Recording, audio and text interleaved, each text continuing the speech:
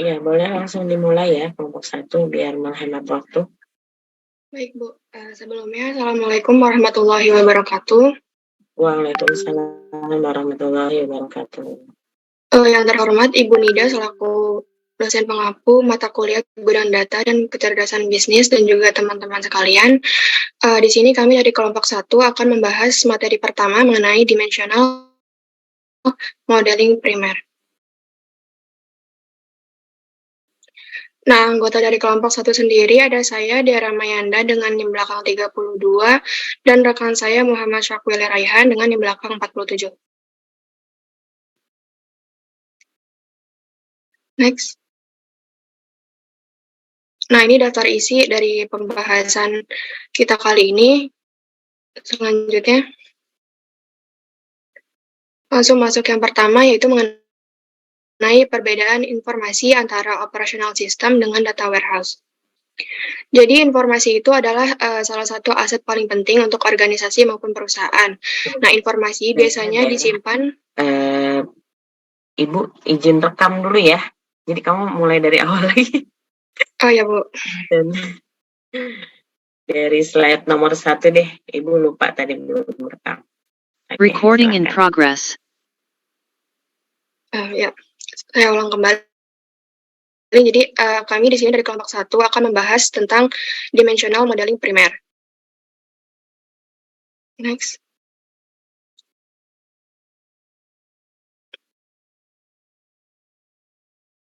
Untuk anggota kelompok dari kelompok 1 ini ada saya sendiri, Dea Ramayanda dengan NIM belakang 32, dan rekan saya Muhammad Syakwili Raihan dengan NIM belakang 47. Untuk daftar isi dari pembahasan bab pertama ini ada yang pertama itu perbedaan antara operational system dengan data warehouse, yang kedua tujuan data warehouse, yang ketiga metafora publishing, keempat ada komponen data warehouse, yang kelima ada dimensional modeling vocabulary, yang keenam ada dimensional modeling maths. Nah, yang pertama perbedaan antara operational system dengan data warehouse. Jadi informasi itu merupakan salah satu aset yang paling penting bagi organisasi maupun perusahaan. Nah, biasanya informasi itu disimpan dalam dua bentuk, yaitu sistem operasional pencatatan dan gudang data. Sistem operasional ini adalah tempat di mana data dimasukkan, sedangkan gudang data itu tempat di mana data diambil. Kemudian pengguna dari sistem operasional itu dia memproses data satu record pada satu waktu, sementara pengguna gudang data itu memproses banyak baris atau record data sekaligus untuk menjawab pertanyaan mereka. Nah, Ralph Kimball itu menekankan bahwa gudang data itu memiliki kebutuhan klien, struktur, dan ritme yang berbeda dengan sistem operasional. Sayangnya, masih ada gudang data yang hanya merupakan salinan dari sistem operasional pencatatan yang disimpan pada platform yang terpisah. Perbedaan antara kedua jenis sistem ini harus diperhatikan agar pengguna bisnis merasa puas dengan kegunaan dan kinerja gudang data. Next.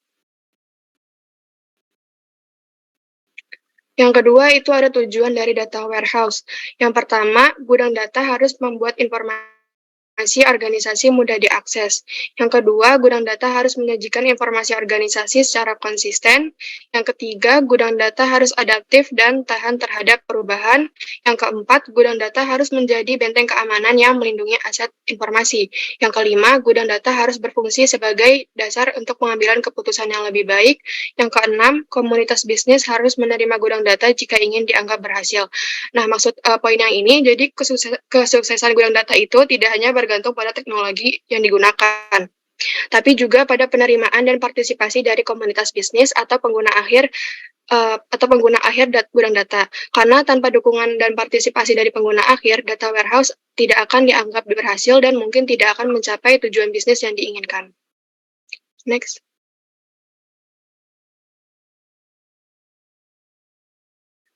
Kemudian ada publishing metaphor. Jadi, deskripsi pekerjaan dari seorang manajer data warehouse itu adalah menjadi penerbit data.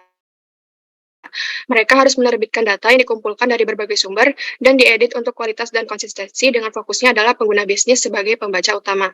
Meskipun teknologi digunakan untuk mengirimkan gudang data, tapi teknologi ini bukan jadi fokus utama dari manajer data warehouse. Sebagai manajer gudang data, fokus utamanya adalah melayani pelanggan daripada produk dan prosesnya. Selanjutnya.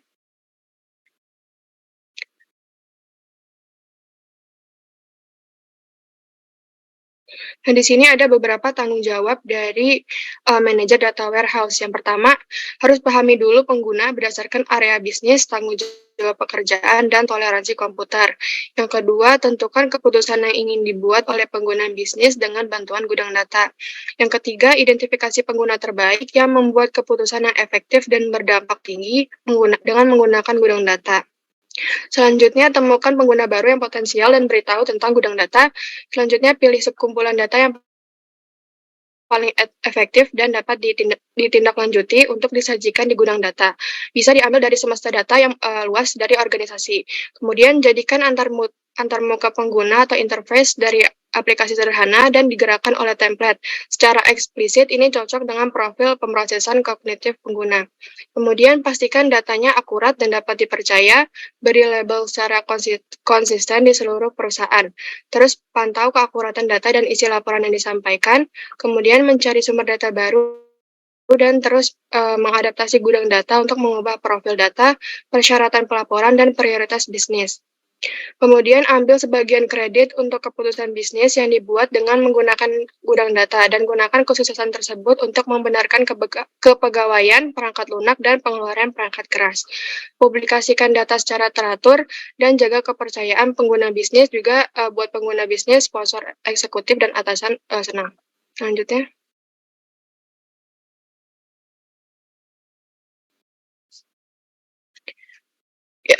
Selanjutnya itu mengenai komponen dari data warehouse. Jadi, data warehouse ini terbagi menjadi 4 komponen. Yang pertama ada operational source system, data staging area, data presentation area, dan yang terakhir ada data access tools.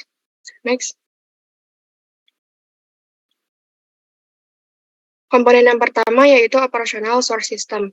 Jadi, sistem sumber ini adalah sistem operasional yang menangkap transaksi bisnis yang harus dipandang sebagai suatu hal yang ada di luar gudang data.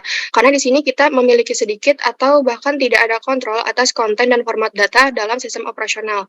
Nah, operational source system ini bisa diambil dari data production, data internal, data arsip, dan data eksternal. Data production ini adalah kategori data yang berasal dari berbagai sistem operasional perusahaan. Contohnya kayak sistem keuangan, sistem manufaktur, SCM, CRM, dan lain-lainnya. Kemudian data internal. Jadi, di setiap organisasi itu, penggunanya biasanya menyimpan spreadsheet pribadi, kemudian dokumen, profil pelanggan, terkadang bahkan database departemen. Nah, ini adalah data yang dapat berguna dalam gudang data. Selanjutnya.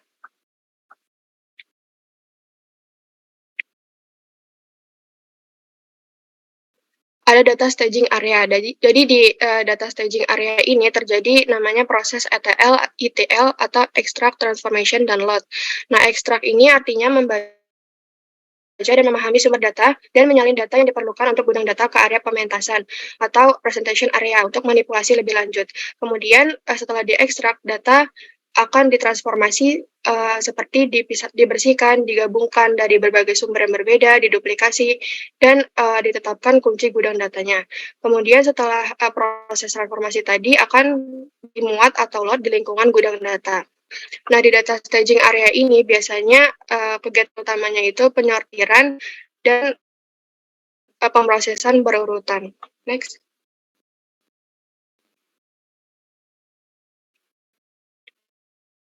Yang selanjutnya itu ada data presentation area. Nah, jadi di sini data diatur, disimpan, dan tersedia untuk query langsung oleh pengguna, penulis laporan, dan aplikasi analitis lainnya. Data presentation area ini biasanya disebut sebagai serangkaian data mart yang terintegrasi. Nah, dalam bentuknya yang paling sederhana, data mart ini menyajikan data dari satu proses bisnis. Dalam dimensional modeling, data itu disusun dalam dimensi dan fakta yang dapat digunakan sebagai dasar untuk membangun tampilan data. Nah, data di area presentasi query ini harus berdimensi, harus harus atomik, harus memenuhi arsitektur jaringan gudang data, dan jika area presentasinya didasarkan database relasional, maka tabel yang dimodelkan akan disebut sebagai star schema. Kalau presentasinya didasarkan database multidimensi atau pemrosesan OLAP teknologi, maka datanya akan disimpan dalam kubus. Next. Selanjutnya ada data access tool. Jadi komponen yang terakhir itu adalah alat akses. Alat akses ini merujuk untuk kemampuan yang diberikan kepada pengguna bisnis untuk memanfaatkan area presentasi untuk pengambilan keputusan analitik. Misalnya ada ad hoc query tools, report writers, analytic application, modelingnya itu bisa berupa scoring, forecasting, dan data mining. Next. Nah, ada beberapa tambahan informasi gudang data. Yang pertama itu ada metadata. Metadata ini semua informasi yang ada dalam lingkungan gudang data yang bukan data itu sendiri. Nah, di metadata ini tujuannya untuk mengumpulkan, membuat katalog, mengintegrasikan, dan memanfaatkan metadata yang berbeda seperti di sumber daya di perpustakaan. Kemudian operational data store. Operational data store ini komponen gudang data yang memiliki implementasi dan tujuan yang berbeda tergantung pada kebutuhan organisasinya. Selanjutnya.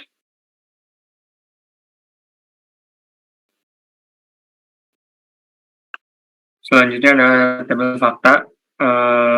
Tabel fakta adalah salah satu komponen utama dalam membangun data warehouse yang digunakan untuk menyimpan data fakta atau data numerik yang berhubungan dengan peristiwa atau kejadian bisnis dalam suatu organisasi. Tabel fakta mengandung data yang dapat diukur, seperti angka penjualan, jumlah pengiriman, atau metrik bisnis lainnya yang dikumpulkan dari berbagai sumber data operasional dan digunakan untuk analisis dan pelaporan. Berikut adalah beberapa karakteristik tabel fakta, yaitu adalah berisi data numerik. Tabel fakta berisi data yang bersifat numerik seperti angka, jumlah, atau metrik bisnis yang dapat diukur. Yang kedua adalah berhubungan langsung dengan aktivitas bisnis. Tabel fakta berisi data yang berhubungan langsung dengan aktivitas bisnis atau transaksi yang terjadi seperti penjualan, pembelian, pengiriman, atau kehadiran. Yang ketiga dapat diukur atau dihitung. Lalu mengandung foreign key atau kunci asing. Lalu selanjutnya adalah memiliki kolom nilai fakta. Dan yang terakhir adalah bersifat denormalis. Yang artinya data yang relevan untuk suatu fakta bisnis disimpan dalam satu tabel fakta tanpa menggantungkan data pada tabel lain. Selanjutnya adalah tabel dimensi. Tabel dimensi adalah salah satu jenis tabel yang digunakan dalam desain dimensional modeling dalam data warehouse. Tabel dimensi digunakan untuk menyimpan data yang bersifat deskriptif atau yang memberikan konteks atau informasi tambahan terkait data fakta dalam tabel fakta. Tabel dimensi digunakan untuk menggambarkan karakter atau atribut dari suatu entitas atau dimensi dalam domain bisnis yang sedang dianalis. Beberapa karakteristik tabel dimensi adalah berisi data deskriptif. Selanjutnya adalah berhubungan dengan tabel fakta. Yang ketiga dapat digunakan untuk melakukan pemotongan slicing dan dicing data. Pemotongan data adalah proses memilih data berdasarkan nilai-nilai pada atribut di tabel dimensi. Sedang dicing adalah proses memotong data berdasarkan nilai-nilai pada atribut di tabel dimensi yang berbeda. Selanjutnya adalah karakteristiknya mengandung atribut atau kolom-kolom yang mendefinisikan dimensi. Lalu bersifat denormalis atau snowflake. Selanjutnya tidak mengandung data fakta. Lalu penggabungan antara tabel fakta dan tabel dimensi dilakukan melalui proses yang disebut querying. Tabel fakta dan tabel dimensi dalam model dimensional dipisahkan saat proses desain pembuatan data warehouse, tapi dihubungkan kembali saat melakukan query atau analisis data. Proses pengumuman tabel fakta dan tabel dimensi dilakukan oleh querying tool yang digunakan untuk mengakses warehouse. Saat query, alat querying tool akan melakukan join antar tabel fakta dan tabel dimensi berdasarkan kunci primernya. Kunci primer pada tabel fakta dan tabel dimensi digunakan sebagai kunci untuk menggabungkan data yang relevan antara kedua jenis tabel tersebut. Perlu diingat bahwa penggabungan tabel fakta dan tabel dimensi dilakukan pada saat query atau analisis data, bukan saat ETL, extract transform load, atau saat data dimasukkan ke dalam data warehouse. Proses penggabungan ini memberikan fleksibilitas dalam akses dan menganalisis data sesuai dengan kebutuhan bisnis berbeda-beda tanpa harus menggabungkan fisik antara tabel fakta dan tabel lainnya. Langkah-langkah umum untuk mengumumkan tabel fakta dan tabel dimensi adalah identifikasi tabel fakta yang ingin di-query, selanjutnya identifikasi tabel dimensi yang ingin digunakan sebagai dimensi dalam query, lalu tentukan primary key pada tabel fakta dan tabel dimensi yang akan digunakan sebagai kunci join, lalu gunakan querying tool untuk menulis query yang menggabungkan tabel fakta dan tabel dimensi berdasarkan kunci primary key yang ditentukan. Yang kelima, tulis query sesuai dengan kebutuhan bisnis atau analisis data yang diinginkan. Keenam, jalankan query dan analisis data sesuai dengan kebutuhan bisnis yang diinginkan. Berikut adalah contoh dari penggabungan tabel fakta dan tabel dimensi. Lalu terdapat beberapa mitos dalam dimensional modeling.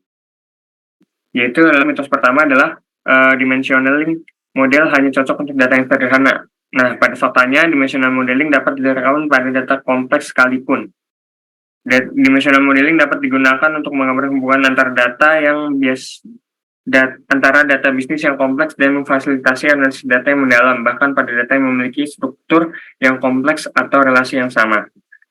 Selanjutnya adalah semua tabel harus dinormalisasi dalam dimensional modeling. Dimensional modeling faktanya, dimensional modeling melakukan pendekatan denormalisasi untuk memfasilitasi analisis data yang cepat dan efisien.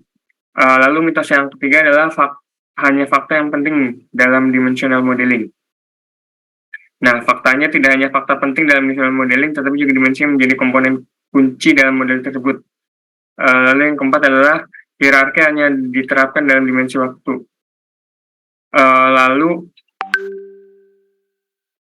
Faktanya hierarki dapat diterapkan dalam waktu maupun dimensi lainnya dalam dimensional modeling. Hierarki digunakan untuk menggambarkan hubungan atau tingkatan antara atribut dalam dimensi seperti hierarki tanggal, yaitu adalah tahun, bulan, hari, atau hierarki produk, yaitu kategori, subkategori, dan produk. Yang kelima adalah data warehouse harus mencakup semua data operasional dalam satu model dimensional. Faktanya, data warehouse tidak bisa mencakup semua data operasional dalam satu model dimensional. Dimensional juga memudahkan data yang relevan untuk analisis data bisnis. Lalu yang terakhir adalah dimensional modeling hanya berlaku untuk data historis. Nah, faktanya itu dimensional modeling dapat digunakan untuk data historis maupun data saat ini. Dimensional modeling mungkin pengguna bisnis untuk menggali data historis untuk analisis tren dan perubahan sepanjang waktu. Namun juga dapat untuk digunakan data saat ini atau analisis real time dan data operasional dalam lingkungan data warehouse. Lalu selanjutnya adalah 10 jebakan harus dihindari dalam pengimplementasian dimensional modeling. Yang pertama adalah tidak melibatkan pengguna bisnis dalam desain model dimensional, membangun data warehouse yang terlalu besar atau terlalu kompleks. Yang ketiga, tidak memperhatikan kualitas data. Yang keempat, tidak memperhatikan performa data warehouse. Kelima, tidak mengolah perubahan dalam data warehouse. Keenam, tidak memperhatikan metadata. Ketujuh, tidak memperhatikan keamanan data. Kedelapan, tidak memperhatikan integritas referensial. Dan kesembilan, tidak melakukan pengujian yang cukup. Dan terakhir, 10, tidak menulis strategi pemulihan bencana. Ya, mungkin cukup dari kelompok 1 dalam penjelasan data modeling. Iya, baik. Terima kasih ya kelompok 1 ya yang sudah mempresentasikan. Ini waktunya memang agak lewat ya karena banyak ya materinya ya. Yang penting juga, nggak apa-apa. Terima kasih. Mungkin Ibu kasih satu pertanyaan. Ada yang mau bertanya? Dari kelas 4B.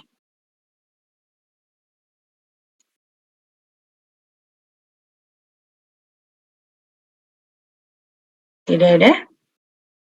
Cukup ya. Sepertinya cukup ya tadi cukup memberikan wawasan kepada kita ya. Bagaimana pengembangan data warehouse ya. Baik tadi step-stepnya gitu ya. Kemudian apa tadi ada mitos, juga ada yang hal-hal yang perlu dihindari ya. Artinya harus diperhatikan sebetulnya gitu ya. Dan yang paling penting itu nanti data warehouse ini kan merupakan data dan juga teknologi, tetapi fokusnya sebenarnya yang paling utama itu adalah tujuannya. Nanti tujuannya sebenarnya mau apa nih? yang diinginkan dari data warehouse ini gitu. Nanti teknologi dan data itu mengikuti kebutuhan seperti itu. Baik, terima kasih. Kelompok 1 boleh ditutup.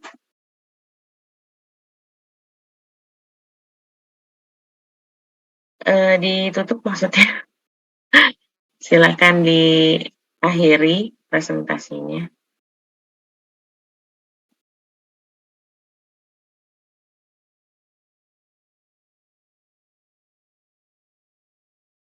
Kurang lebihnya mohon maaf.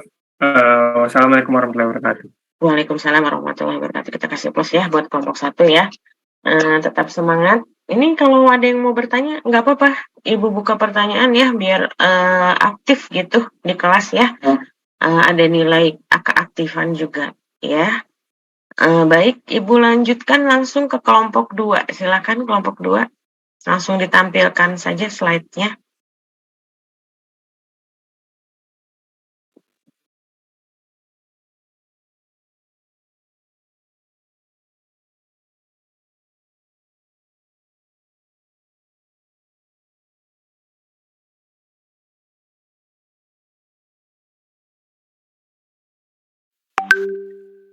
Baik, Assalamualaikum warahmatullahi wabarakatuh. Waalaikumsalam warahmatullahi wabarakatuh. Kami dari kelompok 2 akan mempresentasikan hasil diskusi kami tentang retail sales. Anggotanya adalah saya sendiri, Muhammad Iqbal Trikiswoyo dengan NIM belakang 31, dan Yiliwanda Anggit Sumastuti dengan NIM belakang 54. Untuk daftarnya pertama ada teori yang dibagi lagi menjadi retail sales, first step processing for designing dimensional models, data warehouse, entity relationship diagram, star schema, dan proses ETL.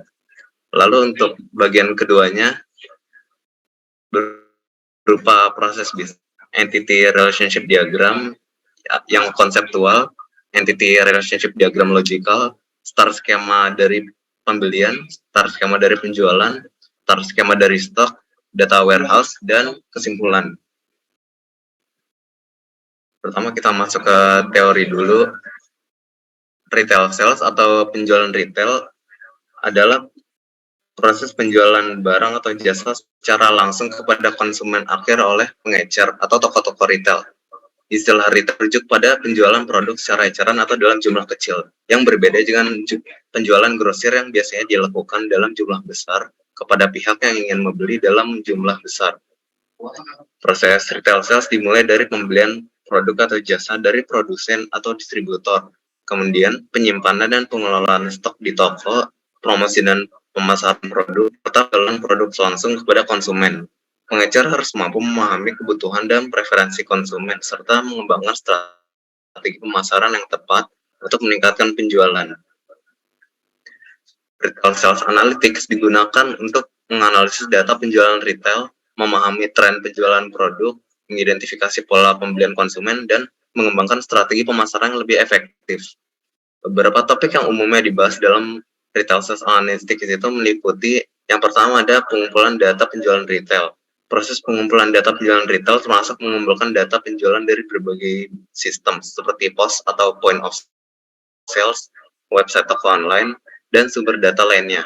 Lalu ada data cleansing dan pre-processing. Data yang diperoleh perlu dibersihkan dan diproses sebelum dijadikan sebagai bahan analisis. Langkah ini meliputi menghilangkan data yang tidak lengkap atau tidak relevan, menghilangkan duplikasi data, dan melakukan transformasi data seperti normalisasi atau pengkodean.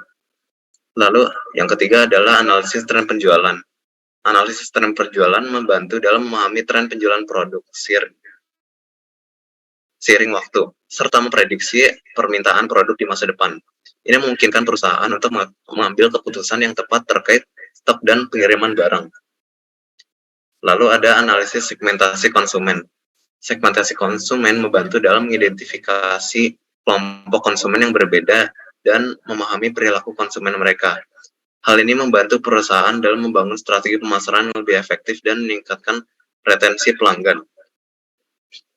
Lalu ada analisis kampanye promosi. Analisis kampanye promosi membantu dalam memahami efektivitas kampanye promosi dan mengukur ROI atau Return on Investment dari kampanye tersebut. Dan yang terakhir ada prediksi permintaan. Prediksi permintaan membantu dalam memprediksi jumlah produk yang akan dijual di masa depan, sehingga perusahaan dapat mengambil keputusan yang tepat terkait persediaan dan pengiriman produk. Selanjutnya ada first step process for designing dimensional model. First step process for designing dimensional model adalah 4 langkah untuk mendesain sebuah database dimensional. Langkah pertamanya yaitu pilih proses bisnis yang akan dimodelkan. Proses adalah aktivitas bisnis alami yang dilakukan di organisasi Anda yang biasanya didukung oleh sumber sistem pendataan. Mendengarkan penggunaan Anda adalah cara yang paling efisien untuk memilih proses bisnis. Pengukuran kinerja yang mereka tuntut untuk menganalisis dan data hasil dari proses pengukuran bisnis. Contoh proses bisnis termasuk bahan baku pembelian, pesanan, pengiriman, penagihan, inventaris, dan buku besar. Yang kedua itu adalah mendeklarasikan inti dari proses bisnis. Mendeklarasikan green berarti menentukan dengan tepat apa yang diwakili oleh baris tabel fakta individual. Butir atau green menyampaikan tingkat detail yang terkait dengan pengukuran tabel fakta. Dia memberikan jawaban atas pertanyaan bagaimana Anda gambarkan satu baris di tabel fakta. Contoh deklarasi green itu meliputi yang pertama visual pada tiket penjualan retail pelanggan sebagaimana diukur oleh perangkat pemindai, lalu item baris pada tagihan yang diterima dari dokter, boarding pass individu untuk naik pesawat, potret harian tiket inventaris untuk setiap produk di sebuah gudang, dan sebuah snapshot bulanan untuk setiap rekening bank. Yang ketiga, pilih dimensi yang berlaku untuk